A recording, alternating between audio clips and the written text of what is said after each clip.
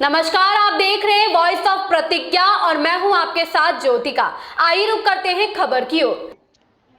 भारत जोड़ो यात्रा की तैयारी को लेकर कांग्रेस प्रदेशाध्यक्ष पहुंचे अलवर। बीजेपी पर साधा निशाना। कांग्रेस प्रदेशाध्यक्ष गोविंद सिंह डोटासरा अलवर आए। उन्होंने मालाखेड़ा में कहा कि 2-3 महीने में फिर से राजस्थान में ईडी और इनकम टैक्स वाले मेहमान बनकर आने वाले हैं।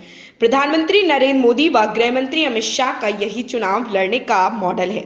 इधर कांग्रेस के राहुल गांधी सबको साथ लेकर यात्रा पर निकले हैं। इस यात्रा का पवित्र उद्देश्य है केंद्र में मोदी सरकार के कारण डर का माहौल बना है। ईडी व इनकम टैक्स का दुरुपयोग और संवैधानिक संस्थाओं को खत्म किया जा रहा।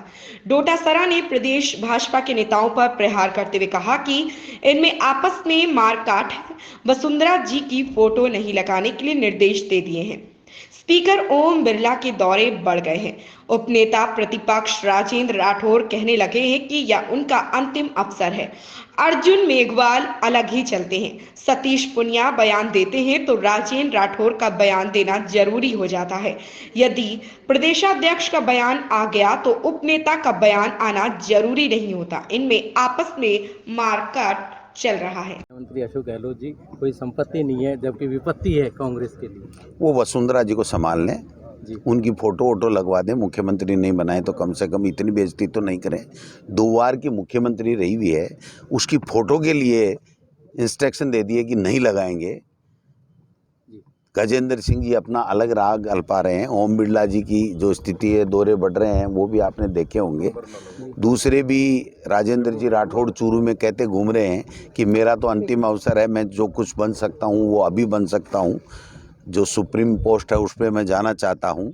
अर्जुन मेघवाल जी अलग ही कर रहे हैं। तो इनके अपनी जो टांग खिंचाई है और जो टूटन है बीजेपी में, सतीश पूनिया जी बयान देते हैं तो राजेंद्र राठौड़ का ऊपर बयान देना ज़रूरी हो जाता है इनके लिए। कोई इनके संविधान में है बीजेपी के में, जबकि हमने कभी नहीं देखा कि अगर प्रदेश अध्यक्ष का बयान आ गया या नेता प्रतिपक्ष का आ गया तो ऊपर उपनेता जिसकी कोई संवैधानिक पोस्ट नहीं होती उसका बयान आना ज़रूरी थोड़ी होता है। तो इनमें जो आपस की जो मारा काटा चल रहा है वो मैं समझता हूँ कि 4 साल से इन्होंने एक कोई आंदोलन किया हो तो बताओ। एक सरकार की जो कमी खामी के ऊपर इन्होंने कोई आंदोलन किया हो तो बताओ। और आज किस मुंह से जन आक्रोश रैली निकाल रहे हैं? देश की जनता उनको पूछ रही है कि नोटबंदी क्यों की, हमको क्यों आर्थिक मंदी के दौर में धकेला। देश के युवा पूछ रहे हैं कि हमारे रोजगार का क्या हुआ। देश का गरीब पूछ रहा है हमारी महंगाई कम करने का क्या हुआ। देश के जो लोग पूछ रहे हैं वो ये कह रहे हैं कि भाई ये ईडी, इनकम टैक्स और सीबीआई इस प्रकार से हम बीजेपी को वोट नहीं देते, उनके घरों में क्यों आ रहे हैं। तो आक्रोश और जनाक्रोश तो पूरे देश का मोदी जी और मोदी जी की गलत नीतियां और अमित शाह जी की गलत नीतियां उनके खिलाफ में है। और ये यहाँ इतने दिन तो आप बताइए, बीजेपी के एक नेता का बयान बता दीजिए कि जब कोरोना आया और सरकार ने बेहतर मैनेजमेंट किया तो सब कह रहे थे बहुत अच्छा, लंपी आई तो क्या बहुत अच्छा। और आज कह रहे हैं कि आक्रोश है। किस बात का आक्रोश है?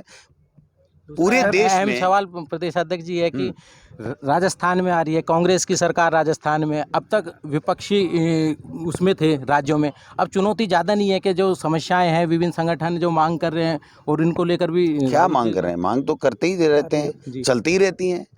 जो जायज़ मांग होगी वो सरकार स्वीकार करेगी, मांगेगी, उस पर काम करेगी। नाजायज़ होगी वो नहीं मान सकती। तो ये तो प्रजातंत्र है। मिलेंगे क्या किसी ज्ञापन लेने का? अब वो तो जो भी एआईसीसी और पीसीसी मिलकर के जो तय करेंगे, लोगों से भी मिलेंगे, रैली भी करेंगे, पैदल भी चलेंगे, जहां नाइट स्टे होगा वहां हमारे। ऐसी ही खबर से जुड़े रहने के लिए देखते रहिए वॉइस ऑफ प्रतिज्ञा।